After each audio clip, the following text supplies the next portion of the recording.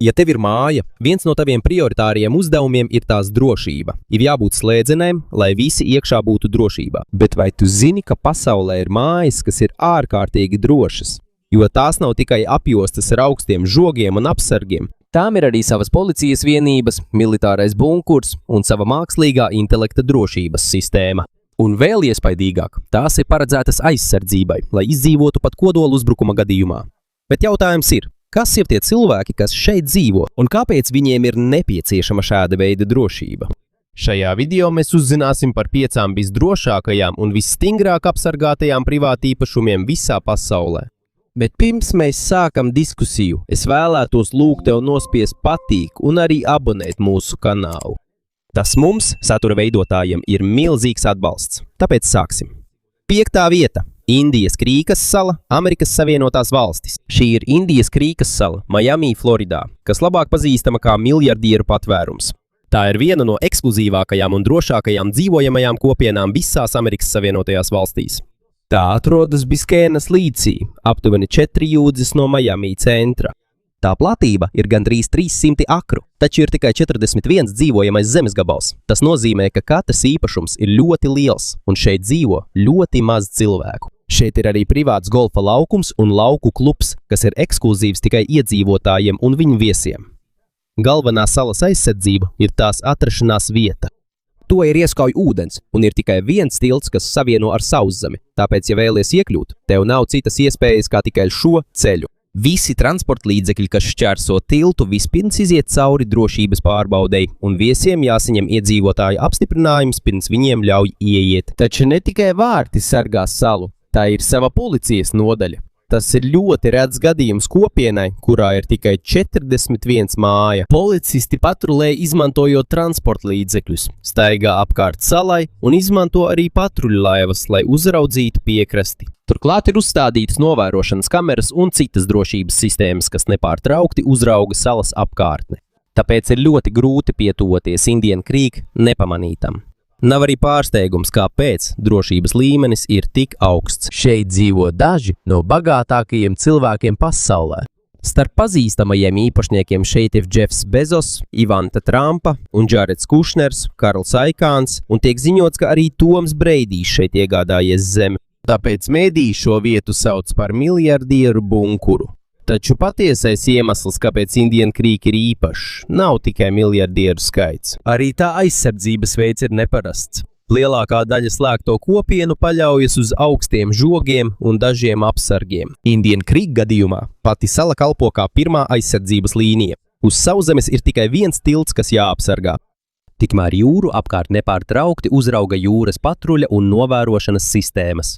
Šīs kombinācijas dēļ ir ārkārtīgi grūti iekļūt, lai to nepamanītu varas iestādes. Un, lai gan tikai dažas minūtes no rosīgas Miami pilsētas, Indian Creek iekšienē valda pavisam cita pasaule.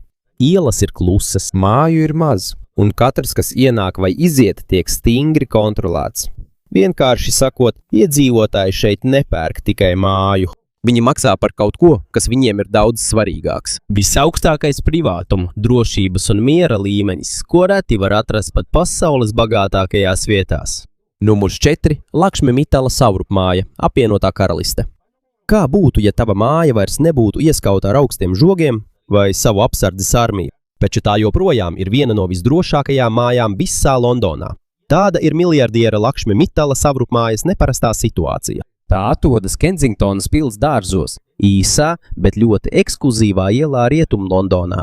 Aptuveni pusjūdzes garumā šeit var redzēt dažas no dārgākajām un skaistākajām mājām apvienotajā karalistē. Šeit atrodas arī vēstniecības un oficiālās rezidences vēstniekiem no dažādām valstīm. Taču iemesls, kāpēc šajā rajonā ir tik stingra drošība, nav miljardieri. Tas ir saistīts ar vēstniecībām. Starp vēstniecībām, kas atrodas šeit, ir arī to valstu vēstniecības, kuras Lielbritānijas valdība uzskata par augsta drošības riska valstīm. Tāpēc abos ielas galos pastāvīgi dežurē bruņoti Metropoles policijas diplomātiskās aizsardzības grupas darbinieki. Pirms iebraukšanas transporta līdzekļi iziet cauri drošības pārbaudes punktiem. Tiek uzraudzīti arī gājēji. Visa iela ir pārklāta ar CCTV kamerām, kurām gandrīz nav aklo zonu. Vienkārši sakot, šķiet, ka tu ieeji diplomātiskajā zonā, nevis parastā dzīvojamā ielā. Viens no slavenākajiem šejienes iedzīvotājiem ir Lakšmi Mittals, Indijā dzimušais tērauda miljardieris un viens no bagātākajiem cilvēkiem apvienotajā karalistē.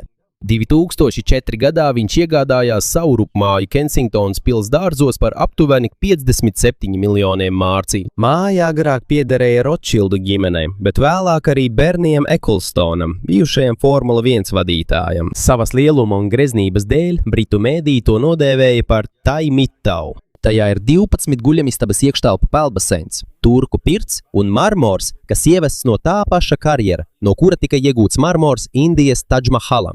Tam ir arī garāža, kurā var novietot apmēram 20 automašīnas. Pēc dažiem gadiem Mittals iegādājās vēl vienu īpašumu, savu rupmāju tajā pašā ielā, kā dāvanu savam dēlam. Bet īstais iemesls, kāpēc viņa māja ir tik droša, nav dārgo durvju vai modernās signalizācijas sistēmas dēļ. Drošība sākas jau pašā ielā. Kensingtonas pilsdārzos ir drošības barjeras, bruņoti policisti un nepārtrauta novērošana, ko uztur Lielbritānijas valdība, lai aizsargātu vēstniecības. Tā kā tur dzīvo arī privātie iedzīvotāji, viņi automātiski saņem tādu pašu aizsardzības līmeni. Vienkārši sakot, Lakšmi Mittalam nav jāceļ sava mazā cietoksnīša. Visa iela pati par sevi kalpo kā viņa mājas aizsardzība. Šai vietai ir arī krāsaina vēsture. Otrā pasaules kara laikā daļu no Kensingtonas pils dārziem Lielbritānijas valdība izmantoja kā slepenu nopratināšanas centru, kas bija pazīstams kā London Cage, kur tika nogādāti un nopratināti daži sagūstītie vācu karavīri. Šī detaļa palika slepena daudzus gadus pēc kara. Līdz pat šodienai Kensingtonas pils dārzi joprojām ir viena no ekskluzīvākajām un visdrošākajām ielām visā Eiropā. Un Lakšmi Mittala savrupmāja ir pierādījums tam, ka dažkārt visefektīvākā drošība nav tā, ko tu uzbūvē savā pagalmā, bet gan drošība, kas jau sen ir ieskāvusi vietu, kuru esi izvēlējies par savu mājvietu. Trešajā vietā – Skotsdeilas grāvja savrupmāja, Amerikas Savienotās valstis. Kad dzirdi vārdu pils, visticamāk pirmais, kas ienāk prātā, ir dzīvot kā karalim. Viduslaiku cietokšņi Eiropā, kurus ieskauj grāvis, jeb dziļš kanāls ar ūdeni kā aizsardzība pret iebrucējiem. Bet kā būtu, ja es teiktu, ka Arizonā ir moderna māja, kas joprojām izmanto gandrīz to pašu koncepciju? Tā ir Skotsdeilas savrupmāja ar grāvi. Viena no neparastākajām privātajām mājām Amerikā. Tā atrodas tuksnesī netālu no Skotsdeilas, Arizonā. Un kādreiz tā tika izlikta pārdošanā par aptuveni 15 miljoniem dolāru. No pirmā acu uzmetiena tā izskatās kā liels luksusa īpašums. Bet, kad tu to redzi no gaisa, uzreiz pamani neparastu detaļu. Visa māja ir apņemta ar 100 pēdu platu grāvi, jeb plašu ūdens kanālu. Tā nav vienkārša dekorācija. Tas ir pirmais visas īpašuma aizsardzības līdzeklis. Un drošība ir vēl vairāk pastiprināta, jo ir tikai viens tilts, kas kalpo kā ieeja. Tas nozīmē, ka īpašnieks kontrolē vienīgo likumīgo piekļuvi mājai. Bet pat ja tu tiec pāri tiltam, šķēršļi vēl nav beigušies. Pie grāvja malām ir iestādīti rūkto apelsīnu koki.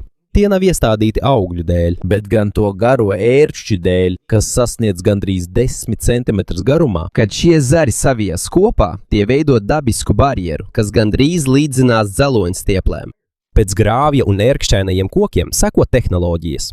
Īpašumā dažādās vietās ir izvietotas 32 ar mākslīgo intelektu darbināmas drošības kameras. Saskaņā ar mājas sludinājumu, kameras spēj atpazīt, vai apkārt pārvietojas cilvēks, dzīvnieks vai transporta līdzeklis. Tāpēc var ātrāk noteikt, kura kustība ir normāla un kura varētu būt drauds.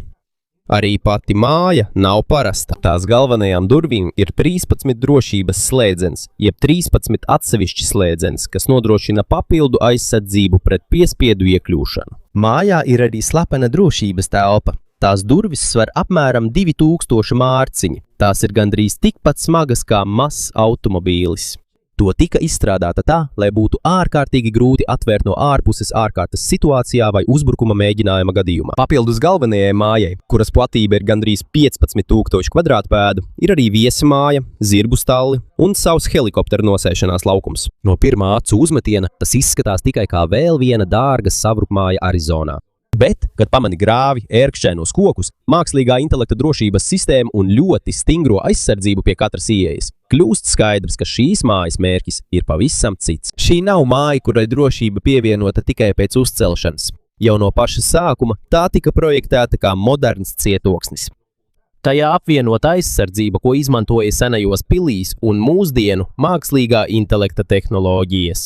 Tāpēc līdz pat šai dienai tā joprojām ir viena no unikālākajām un izturīgākajām privātmājām, kas jebkad uzceltas Amerikas Savienotajās valstīs. Numurs 2. Oppidum, Čehijas Republika. Kā būtu, ja sāktos kodolkarš vai globāla pandēmija, pasaules mēroga katastrofa? Kamēr lielākā daļa cilvēku meklētu drošu patvērumu, ir daži ļoti bagāti indivīdi ar saviem īpašajiem plāniem.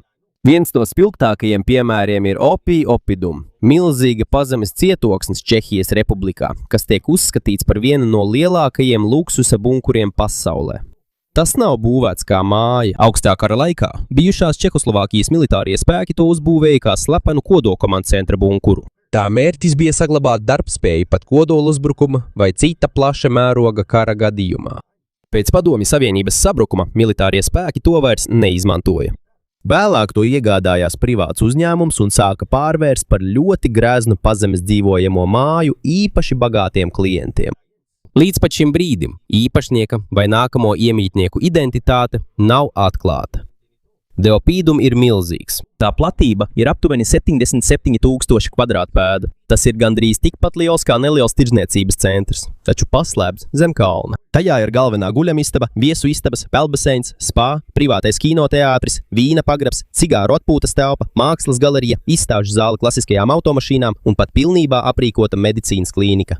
Taču iespējams visneparastākā šīs vietas daļa ir pazemes dārzs. Tā kā tur nav dabiskās saules gaismas, tiek izmantota īpaša apgaismojuma sistēma, kas pakāpeniski maina krāsu no rīta līdz vakaram, lai atdarinātu normālo diennakts ritmu. Tās mērķis ir padarīt cilvēkiem, kuri varētu uzturēties bunkurā ļoti ilgu laiku, vidi pēc iespējas dabiskāku. Oppidum nepiedāvā tikai greznību. Tas ir izstrādāts arī tā, lai tajā varētu izdzīvot pat tad, ja virszemē pilnībā izzūd normāla dzīve. Tam ir savs ūdensavots, sava elektroapgāde un liels pārtikas krājums. Gaiss tiek filtrēts caur kodola, bioloģiskās un ķīmiskās filtrācijas sistēmām, kas izstrādāts, lai attīrītu to no bīstamām radioaktīvām daļiņām un citām indīgām vielām. Vienkārši sakot, bizes bunkurs var palikt pilnībā noslēgts ilgu laiku, nepaļaujoties uz ārējiem pakalpojumiem. Pat pats ieeja tiek stingri apsargāta. Bunkura precīza atrašanās vieta nav publiski zināma. Piebraucamais ceļš ir privāts, un pieejamā informācija ir ļoti ierobežota. Izstrādātājs ir atklājis tikai dažas detaļas par tā drošības funkcijām. Pēc uzņēmuma teiktā, viņi apzināti nav atklājuši visas detaļas, lai neapdraudētu objekta drošību. Saskaņā ar ziņojumiem tā cena sākas aptuveni no $60 miljoniem. Tomēr tā var pieaugt atkarībā no papildu aprīkojuma, ko izvēlēsies īpašnieks. Eiropā un Amerikas Savienotajās valstīs ir arī citas luksusa bankas, kas izveidotas miljardieriem. Taču Oppidum ir viens no lielākajiem un visaptverošākajiem projektiem šāda veida būvēs. Tā nav vienkārša panikas istaba zem mājas. Tā nav arī parasta pagraba telpa ar metāla durvīm. Šis ir bijušais militārais bunkurs, kas pārveidots par pilnībā aprīkotu luksusa rezidenci, kurā iemītnieki var dzīvot ilgu laiku neizejot ārā. Vienkārši sakot, Oppidum ir radīts cilvēkiem, kuri vēlas turpināt savu ierasto dzīvi, pat ja pasaule virs zemes pilnībā mainās. Numur 1. Istana Nurul Iman, Bruneģa. Kāda ir sajūta dzīvot mājā, kas ir lielāka nekā daži no pasaulē slavenākajiem pilīm kopā ņemti? Brunejā ir pils, kuru Ginesa rekordu grāmata atzīst par lielāko dzīvojamo pili pasaulē. Tā ir Istana Nurul Iman. Tas nozīmē ticības gaismas pils. Tā ir oficiālā sultāna Hasana al-Bolkijas rezidence un kalpo arī kā valdības oficiālais birojs daudzu svarīgu valsts lietu kārtošanai. Tā nav tikai liela māja, tas ir ļoti plašs komplekss ar aptuveni 200,000 kvadrātmetru, jeb vairāk nekā 2 miljonu kvadrātpēdu platību. Tā izmēra dēļ tas ir lielāks nekā Buckingemas pils, Versaļas pils un pat Vatikāna pils, ja salīdzina to dzīvojamo platību kopējo lielumu. Kad ieej iekšā, ir sajūta, ka atrodies mazā pilsētā. Tajā ir 1788 istabas, 257 vannas istabas, 44 kāpņu telpas, 18 lifti un 5 peldbaseini. Ir arī banketu zāle, kas vienlaikus var uzņemt apmēram 5000 viesu. Kamēr pils mošeja var uzņemt 1500 cilvēku lūgšanām, taču ar to vēl nebeidzas visas ērtības. Ir arī gaisa kondicionēts stallis. Šeit ir stallis, kas paredzēts apmēram 200 sultāna polo zirgiem. Ir arī milzīga garāža, kas tiek izmantota daļai viņa automašīnu kolekcijas. Dažādos ziņojumos gadu gaitā lēsts, ka viņa kolekcijā kādreiz bijušas vairāk nekā 7000 automašīnas. Tas ir iemesls, kāpēc šo uzskata par vienu no lielākajām privātajām automašīnu kolekcijām pasaulē. Pils celtniecība tika sākta 1981. gadā un pabeigta 1984. gadā, vienlaikus ar Brunejas pilnīgas neatkarības iegūšanu no apvienotās karalistes. To projektēja slavenais Filipīnu nacionālais mākslinieks arhitektūrā Leandro V. Loksins. Viņš apvienoja tradicionālo malajiešu arhitektūru, islāma arkas un lielos zelta kupolus, lai izveidotu pili, kas ir uzreiz atpazīstama pat no tālienes. Kad saules stari skartā zelta kupolus, ēkas lielums un greznība kļūst vēl iespaidīgāki un dominējošāki. Bet kāpēc Bruneja spēja uzcelt tik milzīgu ēku? Tam ir daudz sakara ar valsts dabas resursiem. Bruneja ir viens no lielākajiem naftas un dabasgāzes ražotājiem Dienvidu Austrumāzijā. Daudz desmitgažu garumā tas bija galvenais valsts ienākumu avots. Tāpēc sultāns kļuva arī par vienu no bagātākajiem valdniekiem pasaulē. Dažādos ziņojumos tiek lēsts, ka viņa personīgā bagātība sasniedz no 20 līdz 30 miljardiem dolāru. Saskaņā ar ziņojumiem Istana Nurul Iman celtniecības izmaksas sasniedz aptuveni 1,5 miljardus dolāru. Lai gan šī summa lielākajai daļai cilvēku šķiet milzīga, tā ir tikai neliela daļa no sultāna kopējās bagātības. Tāpēc viņam uzcelt lielāko dzīvojamo pili pasaulē nav neiespējami. Nav arī pārsteidzoši, ka ap pili ir ļoti stingra drošība. To apsargā Brunejas karaliskie bruņotie spēki un sultāna personīgā apsardze. Apkārtnē ap pili tiek nepārtraukti uzraudzīta. Tajā skaitā arī upe, kas plūst gar apakšējo daļu.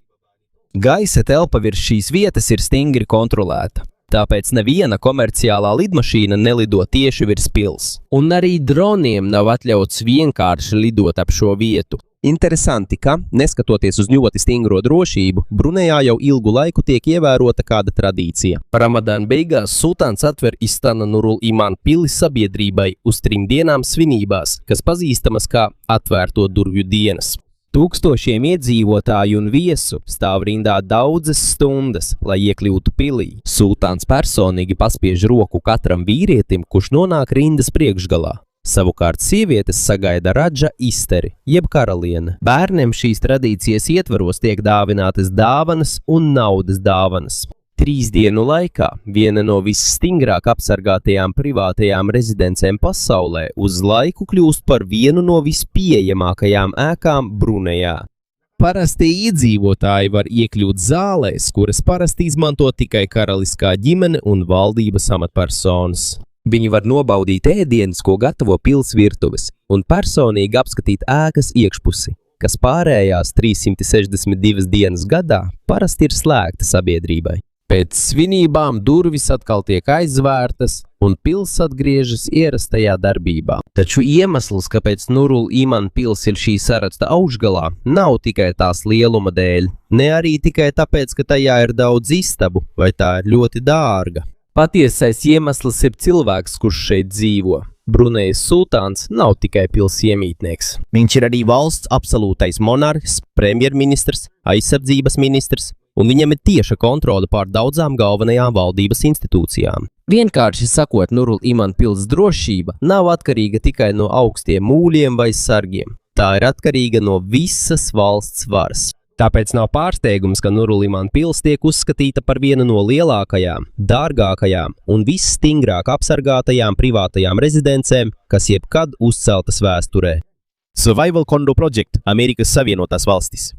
Ja Opidum Čehijā ir bijušais militārais bunkurs, kas pārveidots par graznu rezidenci, tad līdzīgs projekts ir arī Amerikas Savienotajās valstīs. Taču tā vietā, lai izmantotu komandu bunkuru, tika izmantots bijušais Atlas raķešu šafta augstā kara laikā. Šis ir Survival Condo Project Kanzasā, viens no slavenākajiem luksusa izdzīvošanas bunkuriem pasaulē.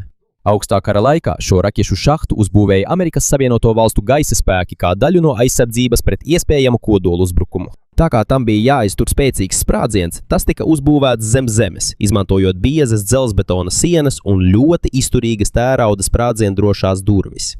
Pēc vairākiem gadu desmitiem militārie spēki to vairs neizmantoja. To iegādājās attīstītājs Larijs Halls, kurš saskatīja tajā neparastu iespēju.